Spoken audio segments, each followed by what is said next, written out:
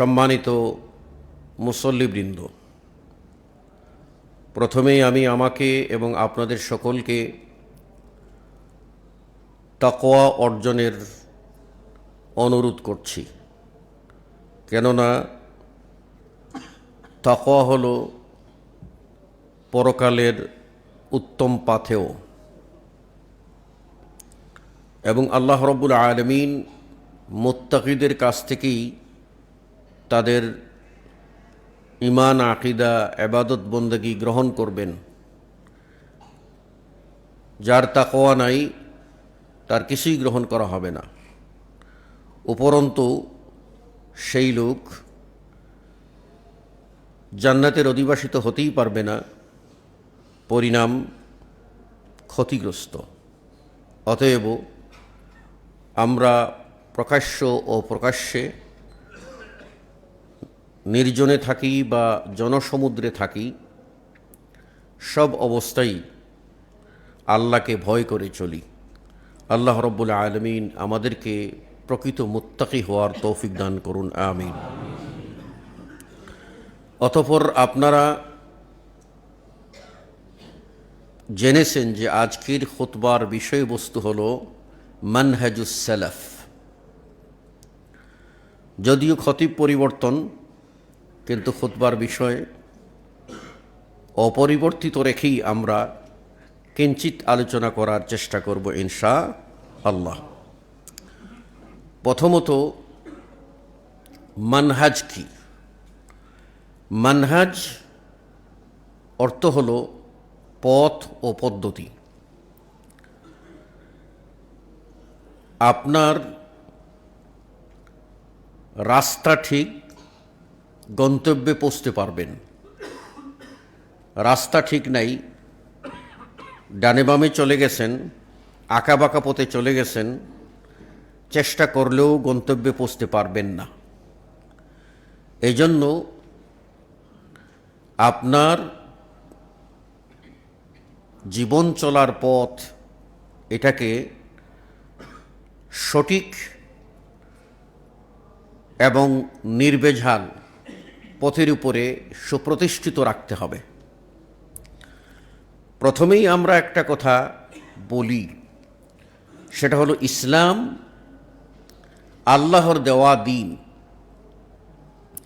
এই দিনে কোনো কিছু বাড়ানো কমানোর ক্ষমতা কোনো মানুষের নাই। এই আল্লাহর দেওয়া দিনটা একটি পথ।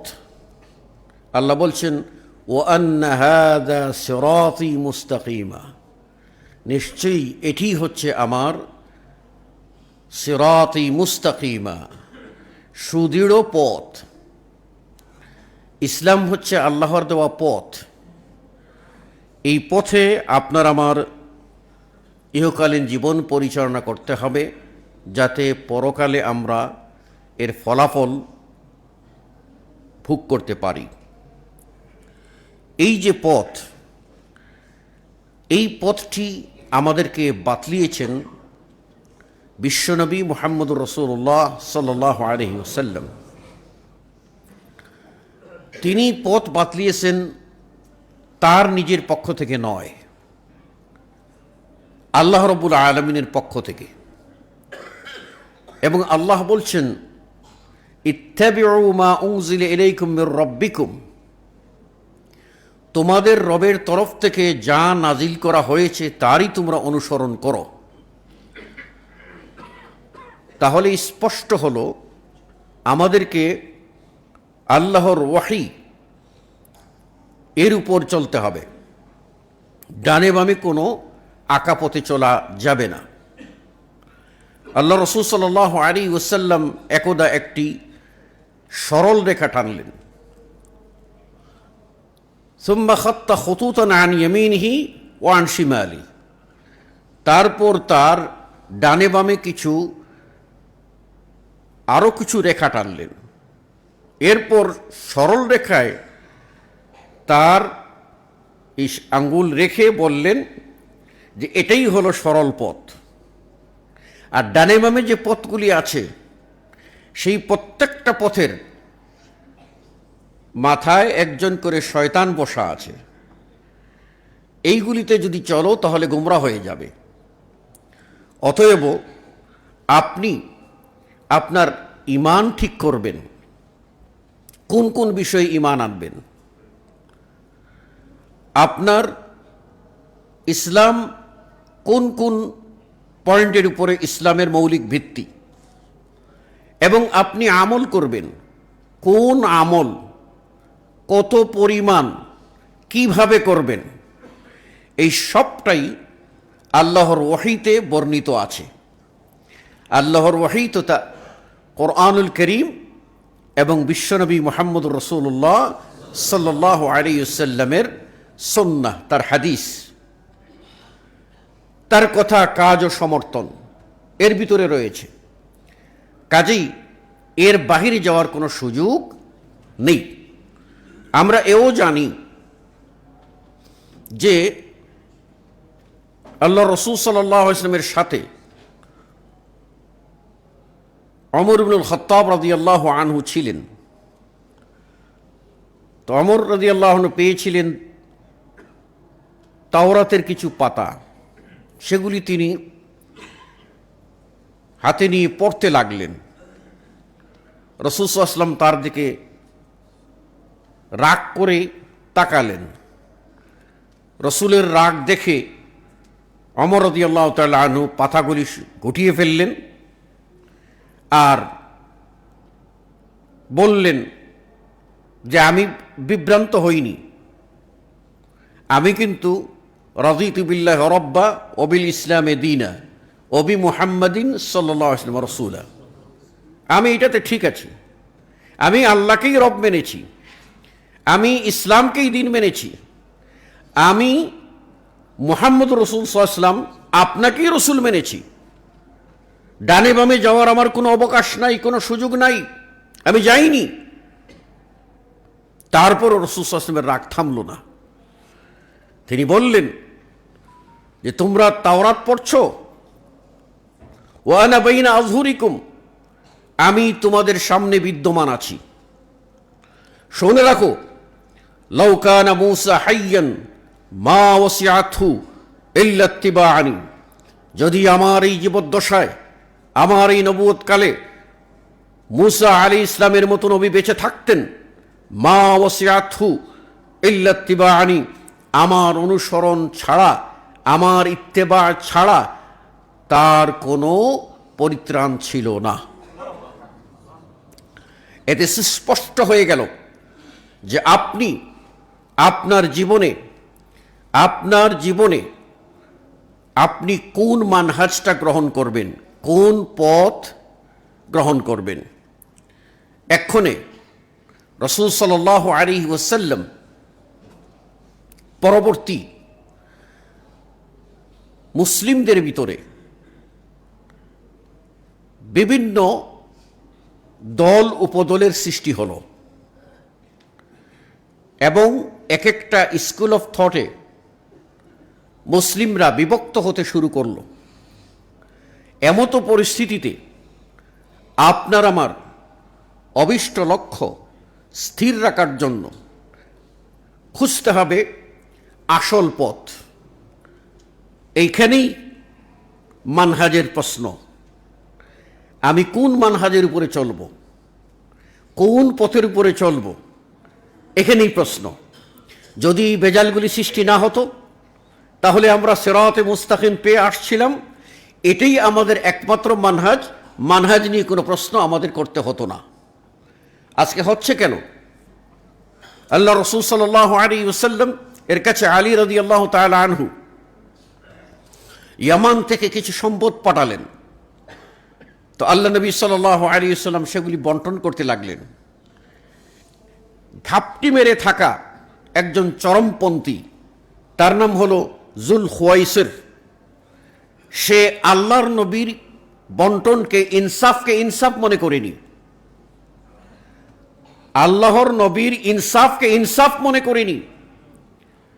বর্তমান যুগেও কিছু মানুষ আছে যা আল্লাহর নবীর রেখে যাওয়া মানহাজকে মানহাজ মনে করে না, আল্লাহর নবীর রেখে যাওয়া বিধানকে বিধান মনে করে না, আল্লাহর নবী সাল্লাল্লাহু আলাইহি ওয়াসাল্লামের হাদিসকে সাফিসিয়েন্ট মনে করে না, যথেষ্ট মনে করে না, এই সমস্ত মানুষ সেই বিধানকে সেকেলে পুরাতন বিধান বলে প্রত্যাখ্যান করার প্রবণতা তাদের ভিতরে লক্ষণীয়।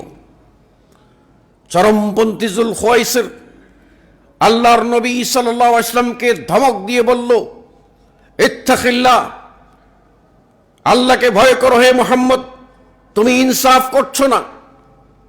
আল্লাহ নবী সাল্লাল্লাহু আলাইহি ওয়াসাল্লাম অত্যন্ত কষ্ট পেলেন। তিনি জবাব দিয়ে দিলেন, সরে দেখো, আমি হলাম আতকাকুম বিল্লাহ, তোমাদের মধ্যে সবচেয়ে বেশি মুত্তাকি যদি হই, পরহেজগার যদি হই, আল্লাহকে ভয় করি, তাহলে সেই লোকটাই হলাম আমি। আমাকে থ্রেট দিচ্ছ? খালিদ বিন ওয়ালিদ পাশ থেকে দাঁড়িয়ে বলেন, ইয়া রাসূলুল্লাহ দানি আযরিবু উনুকা, আমাকে অনুমতি দিন, ছেড়ে দিন আমাকে, আমি আপনার সাথে যে বেয়াদবি করেছে তার ঈমান তো থাকতে পারে না, তাকে আমি খতম করে দেই। চরমপন্থীদের আবিষ্কার হলো। পরবর্তীতে মুসলিমদের ভিতরে দেখা দিল দ্বন্দ্ব। এই দ্বন্দ্বের মধ্যে একদল আলীকেই প্রকৃত রসুল মানা শুরু করে দিল এবং তাওহীদের কালিমা, কালিমাতুত তাওহীদ, কালিমাতুশ শাহাদা, ওর ভিতরে পরিবর্তন আনলো। তারা বলল, আশহাদু আন্না মুহাম্মাদান আবদুহু ওয়া রাসূলুহু, আশহাদু আন্না আলী, আশহাদু আন্না মুহাম্মাদার রাসূলুল্লাহ, ওয়া আশহাদু আন্না আলী হুজ্জাতুল্লাহ, আলী ওয়ালিউল্লাহ। সেই লোকগুলি বলল যে আলী রাদিয়াল্লাহু তাআলা আনহুই প্রকৃত রসূল হওয়ার কথা। সেটা জিবরিল ভুল করেছেন। তিনি আলী ইবনে আবি তালিবের কাছে আসার বদলে চলে গেছেন মুহাম্মদ ইবনে আবদুল্লাহর কাছে। এই জন্য জিবরিল তাদের দুশমন।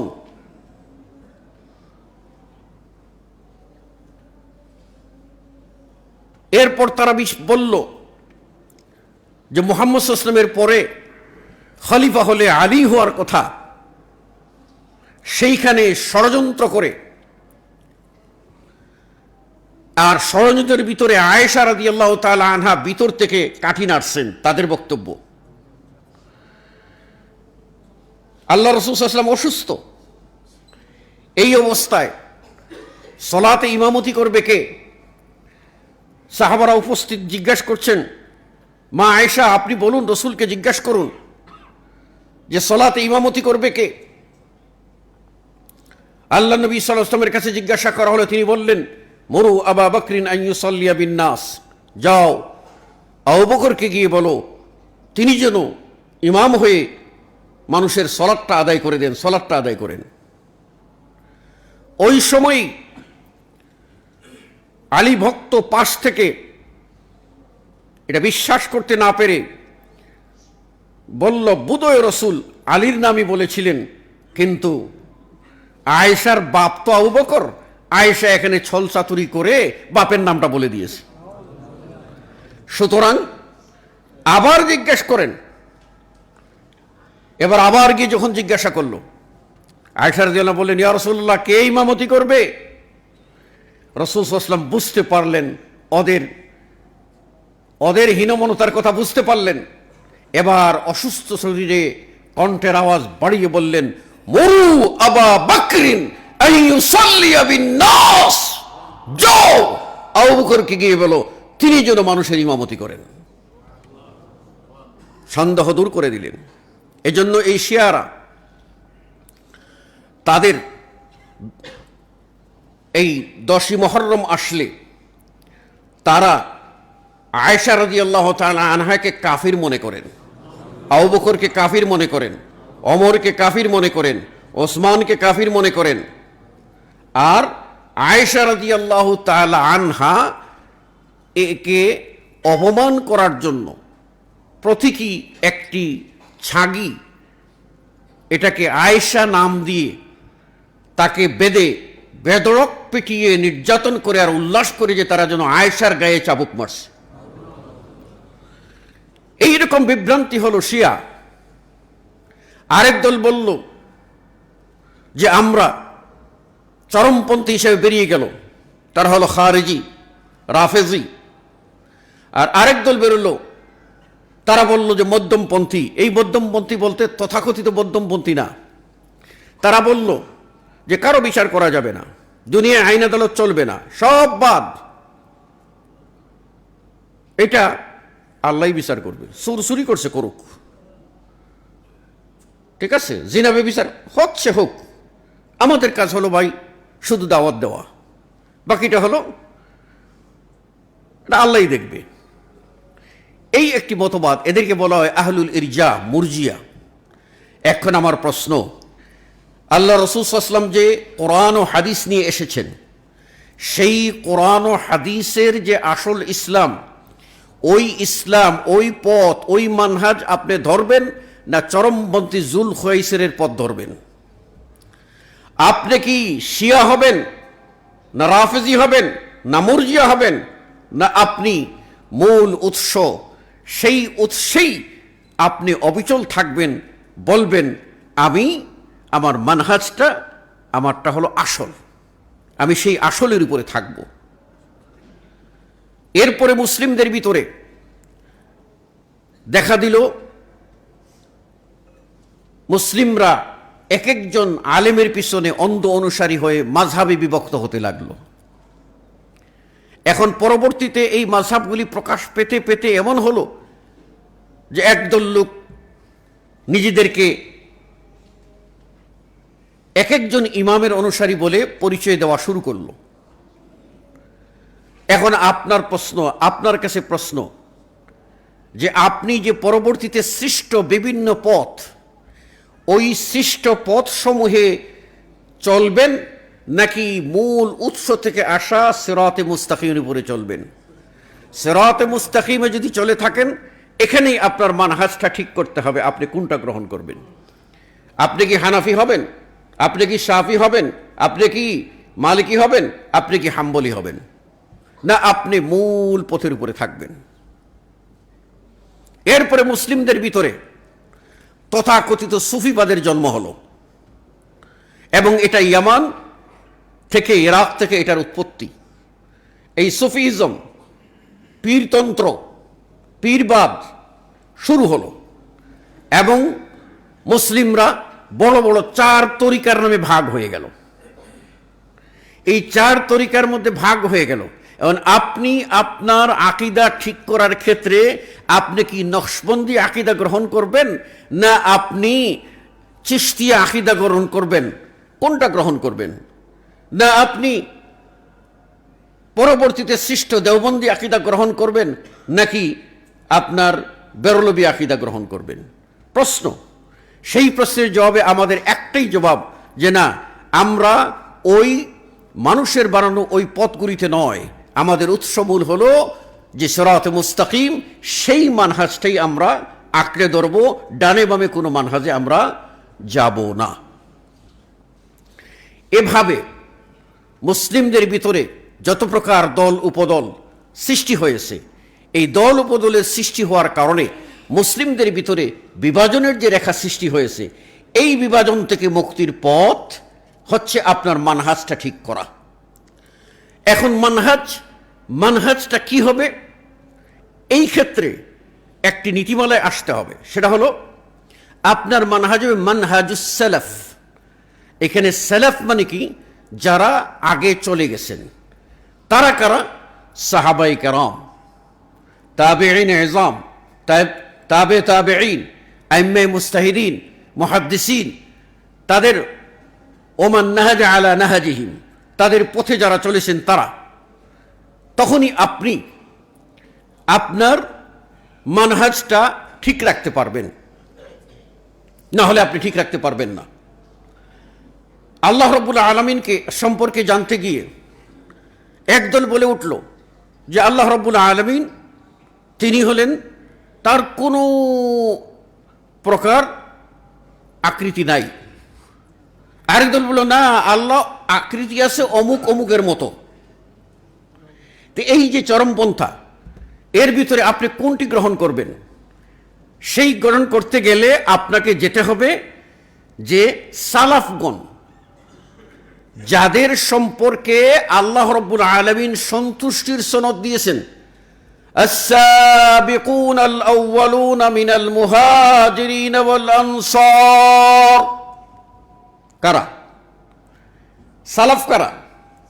ওই যে সাহাবী, মুহাজির আনসার সাহাবী, যাদের প্রতি আল্লাহ বলেছেন রাদিয়াল্লাহু আনহুম ওয়া রাদু আনহু, যাদের প্রতি আল্লাহ সন্তুষ্ট,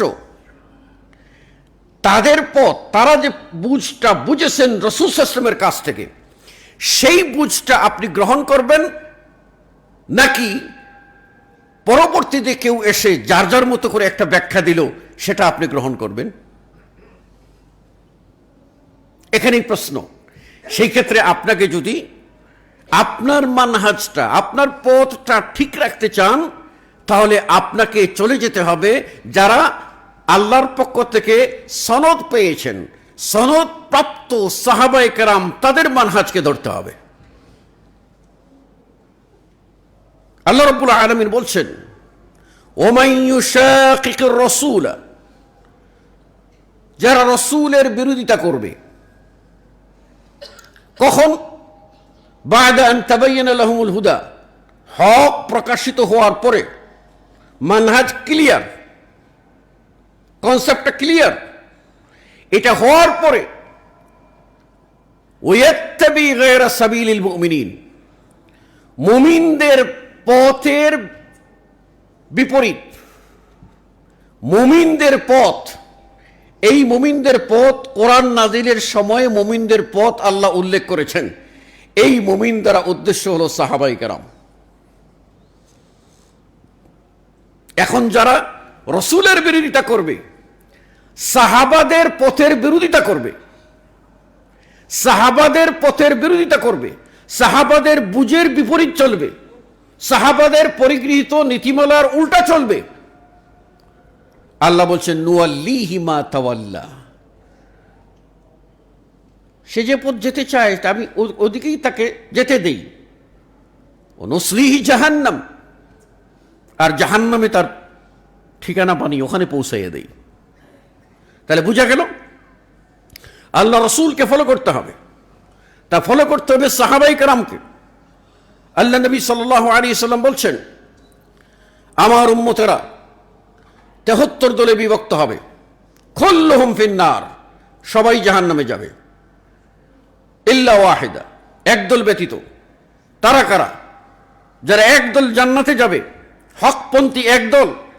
তাদের বৈশিষ্ট্য সম্পর্কে আল্লাহ রাসূল সাল্লাল্লাহু আলাইহি ওয়াসাল্লাম বললেন, মা আনা আলাইহি আল ইয়াউমা ওয়া আসহাবি, আমি এবং আমার সাহাবাগণ আজকে যে হকের উপরে আছি, যে মানহাজের উপরে আছি, ওই মানহাজটা মেনে যারা চলবে, তারাই হবে মুক্তিপ্রাপ্ত, তারাই হলে নাজাত প্রাপ্ত, তারাই হবে সফল কাম, তারাই হবে জান্নাতি। আজ আপনার আমার সামনে অনেক পথ। এখন আমরা আমাদের মানহাজটা সঠিক না করতে পারার কারণে, সঠিক মানহাজ ধরতে না পারার কারণে আমরা এক একটা গ্রুপ অফ পিপলে বিভক্ত হয়ে পড়েছি। এক একজনের এক একটা আকীদা, এক একজনের আচার এক এক রকম, অথচ আমরা মুসলিম। আমরা পড়েছি আশহাদু আল্লা ইলাহা ইল্লাল্লাহ ওয়া আশহাদু আন্না মুহাম্মাদার রাসূলুল্লাহ। যদি তাই হয়ে থাকে, তাহলে আমাদের আকীদা হবে রাসূল সাল্লাল্লাহু আলাইহি ওয়াসাল্লাম যে আকীদা গ্রহণ করেছেন আল্লাহ সম্পর্কে। আমাদের আমল হবে সাহাবারা রাসূল সাল্লাল্লাহু আলাইহি ওয়াসাল্লামকে যেভাবে ফলো করে আমল করেছেন সেইভাবে। এবং আমাদের সমাজের প্রত্যেকটি কাজ, আমাদের অর্থনীতি কিসের উপরে চলবে, আমাদের সমাজনীতি কোন মানহাজের উপরে চলবে, আমাদের রাষ্ট্রনীতি কোন মানহাজের উপরে চলবে। আমরা সবাই মুসলিম। আমরা আজকে বলছি অর্থনীতি আল্লাহর রসুল এবং সাহাবার অর্থনীতি চলবে না। আমরা সমাজনীতি আমাদের মতো করে চালাবো, কোরআন হাদিসে বর্ণিত সাহাবাদের সেই আদর্শ অনুযায়ী চলবে না। আমাদের রাজনীতি আমরা যেমন খুশি তেমনই করব। সেই ক্ষেত্রে কোরআন কি বলছে, হাদিস কি বলছে, মানহাজ কি, ওটা আমার দেখার বিষয় না। আমাদের লক্ষ্য আমাদেরকে ক্ষমতায় যেতেই হবে। আমাদের লক্ষ্য আমাদেরকে রাষ্ট্র পরিচালনা করতেই হবে। যে দলেরই কথা বলি না কেন, প্রত্যেকেরই মানসিকতা হলো যার যার দলীয় নেতার সেই নীতি অনুযায়ী, ওই ফর্মুলা অনুযায়ী চলে, ওই ফর্মুলাই হচ্ছে তার মানহাজ। তাহলে সে সলাতের জন্য কিবলামুখী হলো, অর্থনীতির জন্য সে পূর্বমুখী হলো, আর রাষ্ট্রনীতির জন্য উত্তর মেরু আর দক্ষিণ মেরুতে ছোটাছুটি করলো। এই মানুষটার মানহাজ কয়টা? ওই মানুষটার পথ কয়টা? হাজার পথে যারা চলে সবাই বিভ্রান্ত হয়, আর একটা পথে চলে মঞ্জিলে মকসুদ পর্যন্ত মানুষ পৌঁছে। এজন্যই আমাদেরকে আমাদের মানহাজ সম্পর্কে সুস্পষ্ট জ্ঞান রাখতে হবে। এক্ষণে আমার প্রশ্ন হলো, আমরা কেন সালাফে সালেহিনের মানহাজকে গ্রহণ করব? সালাফ সালেহিনের মানহাজ গ্রহণ ওটা নিরাপদ, কেননা ওখানে আর প্লাস মাইনাস করার কোনো সুযোগ নেই। আল্লাহ রাসূল সাল্লাল্লাহু আলাইহি ওয়াসাল্লাম বলেছেন, খায়রুল কুরুনি করনি, সবচেয়ে উত্তম যুগ হলো আমার যুগ। সুম্মাল্লাযীনা ইয়ালুনাহুম, তারপরে তাদের ওদের পরবর্তী যারা তারা, সুম্মাল্লাযীনা ইয়ালুনাহুম, এর পরবর্তী তারা, সাহাবাদের যুগ, তাবিদের যুগ, তাবিদের যুগ। এরপরে বলছেন সুম্মা ইয়াকশিফুল কিযব, এরপরের যুগ হবে চতুর্থ ধাপে এসে, সেখানে মিথ্যার প্রচার ঘটবে। আমরা যারা হাদিস পড়ি, হাদিস পড়ার সময় খায়রুল কুরুন করনি সুম্মাল্লাযীনা ইয়ালুনাহুম সুম্মাল্লাযীনা ইয়ালুনাহুম সুম্মা ইয়াকশিফুল কিযব, এটার পড়ি না, এটার পড়ি না। পড়লেই তো সাহাবাদের মানহাজ বাদ দিয়ে পরবর্তী ধাপে মিথ্যার প্রচলন যখন হয়েছে, তাদের ধ্বজা আমরা ধরেছি বলেই নিজেদের মুখোশটা আড়াল করার জন্য আমরা হাদিসের বাকি অংশটা পড়ি না। খায়রুল কুরুনি করনি সুম্মাল্লাযীনা ইয়ালুনাহুম সুম্মাল্লাযীনা ইয়ালুনাহুম, আপনি সাহাবাদের সেই ব্যাখ্যা, সাহাবাদের কাছ থেকে সেই ব্যাখ্যাটা গ্রহণ করতে হবে। আমি নিজের মতো করে ব্যাখ্যা করলে বিভ্রান্ত হব। মুসল্লিয়ানে কেরাম, আমি একটা ছোট্ট উদাহরণ আপনাদেরকে দেই। শিয়ারা তারা কিন্তু উজুতে পা ধৌত করে না। কেন পা ধৌত করে না? তারা কোরআনকে সাহাবারা যেভাবে বুঝেছেন ওইভাবে বুঝেনি। তারা নিজেদের মতো করে আরবি পড়ছি, আমার মতো করে ব্যাখ্যা আমি বুঝার চেষ্টা করছি, এটা হলো তাদের নীতি। এই যে মানহাজচ্যুত হওয়ার কারণে তারা সূরা আল মাইদার 6 নম্বর আয়াতটা, যেখানে উজুর বিবরণ এসেছে, সেখানে তারা আপনার অর্থ ভুল পড়ে অর্থ করেছে ফামসাহু বিরুসিকুম,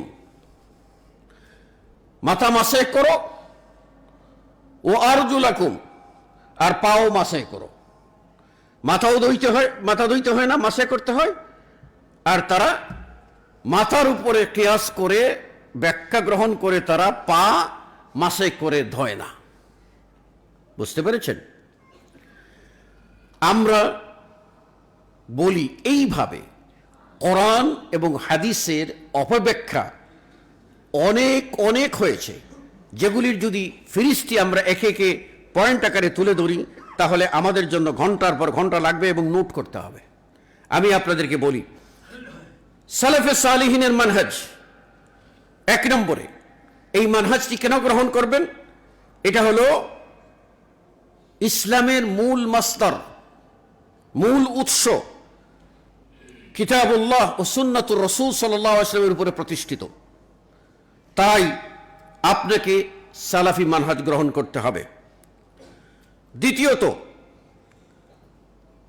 এটা সাহাবায়ে কেরাম এবং আল কুরুন আল মুফাজ্জালা, সাহাবায়ে কেরাম এবং সোনালী যুগের তাবেঈদের এই পথ অনুসরণ করে চলেছে, কাজেই এই পথটি আপনাকে আমাকে গ্রহণ করতে হবে।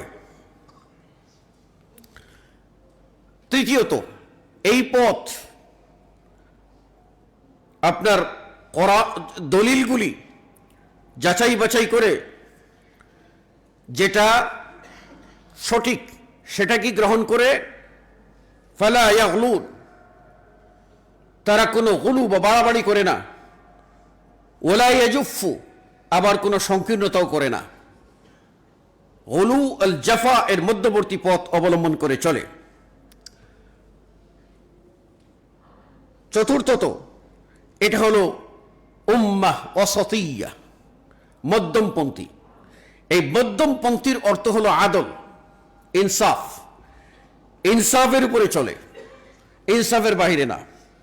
আমি গতকালকেও বলেছি এক জায়গায়, আজকেও আপনাদের বলছি, দুই ভাই দ্বন্দ্ব লেগেছেন 1 শতক জমি নিয়ে, দুজনেই দাবি করছেন 1 শতকের মালিক দুজনই। এখন এখানে কি করতে হবে? যারা বিচারক আসলো, যারা সালিশ করতে আসলো, তারা এসে যদি এমন করে যে ভাই দলাদলি দরকার নাই, 1 শতককে 2 ভাগ করে দেই, আধা শতক আপনি নেন, আধা শতক আপনি নিয়ে চলে যান দুজনে, এই বন্টকটা কি তারা তো মাঝখানে বন্টক করে দিয়েছে, মধ্যম পন্থ অবলম্বন করেছে। এটা কি সঠিক না বেঠিক? এটা বেঠিক। কেন বেঠিক? কেন বেঠিক? কারণ এরা জমির দলিল খুঁজে নাই, আসলে যায় নাই। দুজন প্রার্থী কি রাইট না একজন প্রার্থী রাইট? কাজেই যে প্রার্থী তার দলিল প্রমাণে বোঝা সবকিছু যাচাই বাছাই করে দেখা যাচ্ছে যে 1 শতকের মালিক একজন, আরেকজন ভুয়া দাবি করেছে, তাই যে পাওনা তাকে 1 শতক বুঝিয়ে দেওয়া হলো ইনসাফ, আর যেই লোকটা পাবে না তাকে বুঝিয়ে দেওয়া হলো যে আপনি পাবেন না। এটাই হলো আদল, এটাই হলো ইনসাফ। যদি আপনি এই ক্ষেত্রে মনে করেন যে আপনার মন মতো ভাগ করে দুজনকে আধা শতক দিয়ে দেবেন, তাহলে এটার নাম কোনো ইনসাফ হয় না, বরং এখানে আপনার হস্তক্ষেপ হয়ে যাচ্ছে। আর কোরআন ও হাদিসে ইনসাফ করতে বলা হয়েছে, হস্তক্ষেপের কোনো সুযোগ নেই। সম্মানিত মুসল্লিবৃন্দ, আপনি আপনার 6 নম্বর কারণ, সেটা হলো আপনি কেন এই সালাফি মানহাজ গ্রহণ করবেন। সেটা হলো যে এই সালাফি মানহাজটা সর্বব্যাপী, আপনার জীবনে যতটি গুরুত্বপূর্ণ ধাপ আছে, প্রত্যেক ধাপে প্রত্যেক ক্ষেত্রে সালাফি মানহাজের সঠিক সমাধান আছে। আপনি কি আকীদা সঠিক করতে চান? সালাফি মানহাজ থেকে সঠিক করুন। আপনি কি আপনার ইবাদত সঠিক করতে চান? সালাফি মানহাজ থেকে সঠিক করুন। আপনি আপনার সুলুক, ব্যবহার, লেনদেন, মুআমালাত ঠিক করতে চান? সালাফি মানহাজ থেকে আপনি ঠিক করুন। সব কিছুর সমাধান এখানেই রয়েছে। এবার আপনাদের কাছে বলতে চাচ্ছি, কেন আপনি সালাফি মানহাজটাকে অধিক গুরুত্ব দেবেন, তার আলোচনা কিছু করেছি, সংক্ষেপে পয়েন্ট আকারে বলছি। 1 নম্বর হলো যে সালাফি পথটি হচ্ছে নাজাতের পথ, মুক্তির পথ উম্মতের বিভক্তির মধ্যে, যা আলোচনা করেছি। 2 নম্বর হলো যে সালাফি পথ প্রকৃত ইসলামের পথ, যেখানে প্রকার বেদাত এবং খুরাফাত নেই। 3 নম্বর হলো যে দলিল প্রমাণ জেনে সঠিক ইত্তেবা কিভাবে করতে হয়, রাসূল সাল্লাল্লাহু আলাইহি ওয়াসাল্লামের এই ইত্তেবায়ের পদ্ধতি সালাফি মানহাজের ভিতরেই পাবেন। সুতরাং আপনাকে সালাফি মানহাজ এ কারণেই গ্রহণ করতে হবে। আপনি যদি সালাফি মানহাজে অটল ও অবিচল থাকতে চান, তাহলে আপনাকে অবশ্যই কোরআন হাদিস পড়তে হবে এবং কোরআন হাদিসের আলোকে আকীদা, ফিকহ, মাসলা ও মাসাইল সবটাই আপনাকে দলিল ভিত্তিক গ্রহণ করার চেষ্টা করতে হবে। সালাফি মানহাজে কোনো খিলাফত নাই, যে কেউ কাউকে বলে দিল যে তুমি পরবর্তী সালাফি, না, এই সুযোগ নাই। এবং বাবা তার সন্তানকে বলে যাবে যে সেই এখানে খলিফা, এই সুযোগ নাই। বরং সালাফি মানহাজ, কোরআন হাদিসের জ্ঞান যার বেশি আছে তিনি সালাফি মানহাজের এই আদর্শ ব্যক্তি হবেন। কোরআন হাদিস বিশ্লেষণ করে যিনি ব্যাখ্যা দিতে পারবেন তিনি সালাফি মানহাজের আলেম হিসাবে আখ্যা পাবেন, সম্মানী হবেন। সুতরাং আহলুল হাদিসরা বা সালাফিরা তারা কিন্তু লা ইলাহা ইল্লাল্লাহ বলে। এর অর্থ কি? আল্লাহ যে একমাত্র মাবুদ, তার কোনো শরিক নেই। মুহাম্মদুর রাসূলুল্লাহ বলে যে মুহাম্মদ সাল্লাল্লাহু আলাইহি ওয়াসাল্লাম আল্লাহর রসুল, অনুসরণের ক্ষেত্রে মুহাম্মদ সাল্লাল্লাহু আলাইহি ওয়াসাল্লামের কোনো শরিক নাই। অনুরূপভাবে আহলে হাদিসরা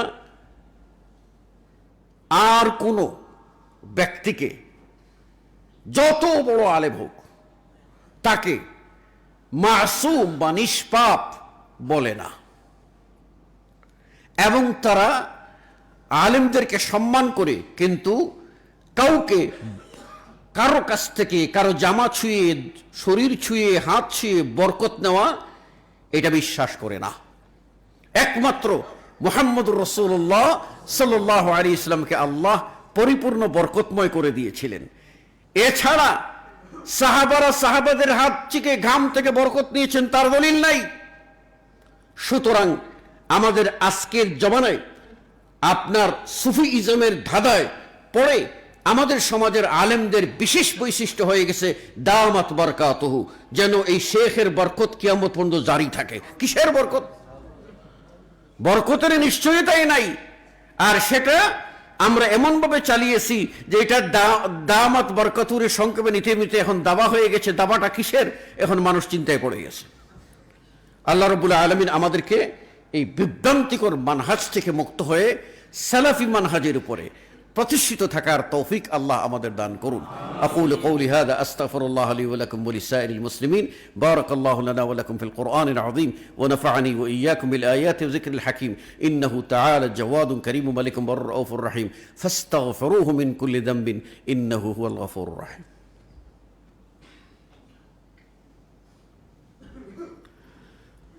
আলহামদুলিল্লাহ, আলহামদুলিল্লাহ الذي خلق الإنسان وقد أتى عليه حين من الدهر لم يكن شيئا مذكورا ثم هداه السبيل ونصب له الدليل إما شاكرا وإما كفورا فسبحان الذي لم يزل ولا يزال حيا قيوما مدبرا سميعا بصيرا أشهد أن لا إله إلا الله وحده لا شريك له وأشهد أن محمدا عبده ورسوله إن الله وملائكته يصلون على النبي يا أيها الذين آمنوا صلوا عليه وسلموا تسليما। এবার সালাত পড়া হবে নবীর প্রতি। জোরে পড়া যাবে না, সুর মেলানো যাবে না, নিজে নিজে মনে মনে পড়বেন, বন্ধ মুখ থাকবে না। আল্লাহুম্মা সাল্লি আলা মুহাম্মদ ওয়া আলা আলি মুহাম্মদ কামা সাল্লাইতা আলা ইব্রাহিম ওয়া আলা আলি ইব্রাহিম ইন্নাকা হামিদুম মাজিদ। আল্লাহুম্মা বারিক আলা মুহাম্মদ ওয়া আলা আলি মুহাম্মদ কামা বারাকতা আলা ইব্রাহিম وعلى آل إبراهيم إنك حميد مجيد. اللهم أعز الإسلام والمسلمين وأذل الشرك والمشركين ودمر أعداءك أعداء الدين. اللهم آمنا في أوطاننا واصلح أئمتنا ولاة أمورنا برحمتك يا أرحم الراحمين.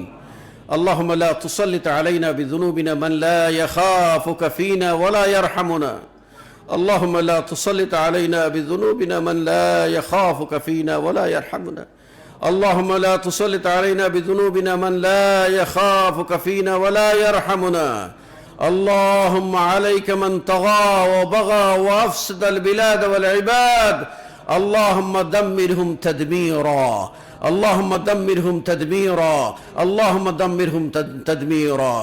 اللهم أنزل علينا السكينة والرحمة برحمتك يا أرحم الراحمين.